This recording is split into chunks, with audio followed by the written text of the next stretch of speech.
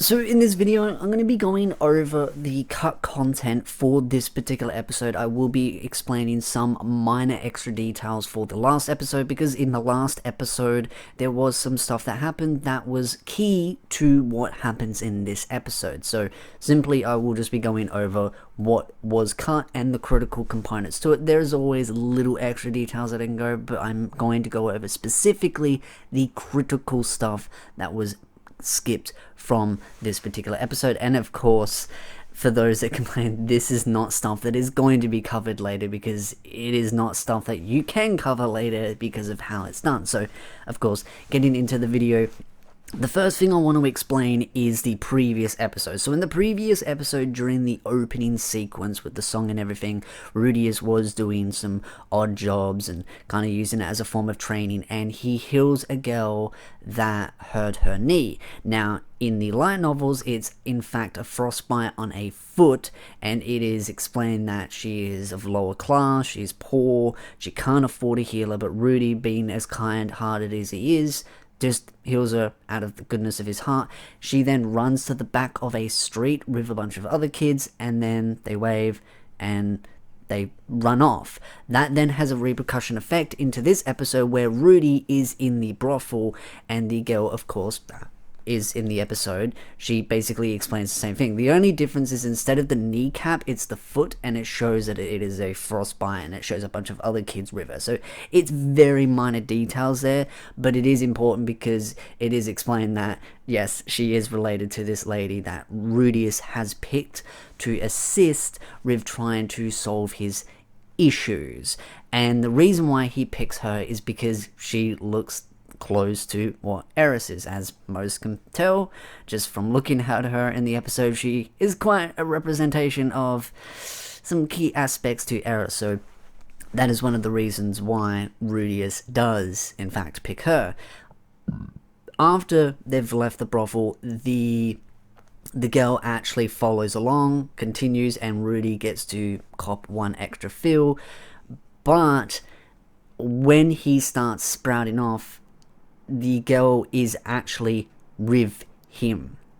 So Sara actually sees him with the other girl, which adds to the frustration and the annoyance, because Rudy's flapping his mouth off, she's there, and then it goes through Sara's point of view.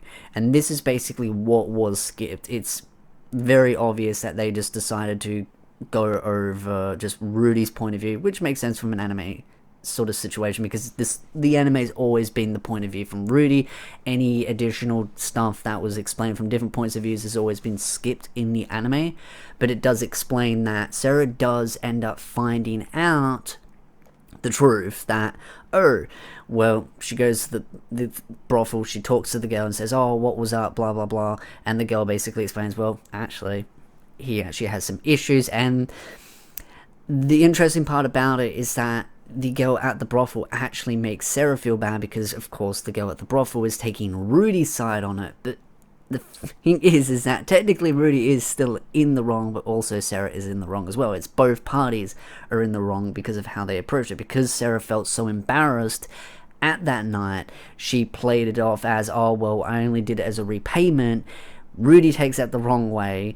He also has a lot of insecurity going on, so he thinks that it's a bunch of other things that have also piled on as well, not realizing that she does have genuine feelings for Rudy.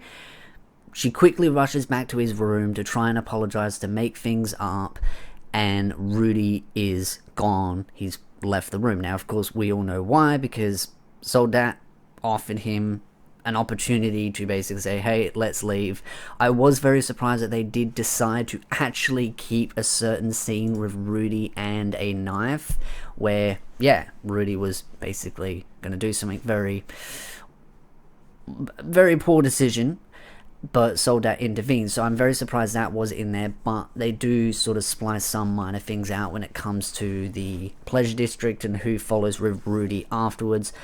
And of course, seeing Sara's point of view, because Sara is rightfully upset. Rudy does say some pretty mean things, and of course, the individual standing next to her does try to console Sara, say, hey, you know, let's see what happens the next day. And that's why Sara goes and sees the girl at the brothel. The girl at the brothel explains that Rudy is having some issues downstairs. She then understands, goes to Rudy's room, but it is too late at that point. Rudy has taken his stuff and left. So I hope that does explain the situation.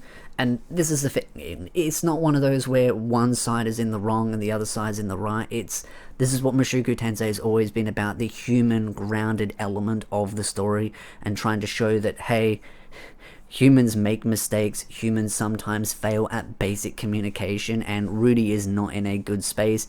He was drunk, he was upset, he was frustrated, and he just blabbers his mouth.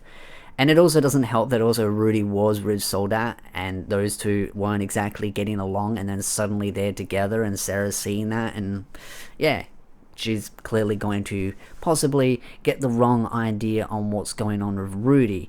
So it's just one misunderstanding after another, and that's what I mean about that human element. It's just humans failing to communicate on the basic levels. If Rudy maybe tried to explain things, maybe they could have resolved it. And also at the end of that particular scene, when Sara goes to his room and sees that he's no longer there, that's when she sits there and says, when I see him next, she'll apologize. There's also a little part as well where he is at the pub getting drunk with Sara, and Sarah's basically saying, hey, I want to go back to your room.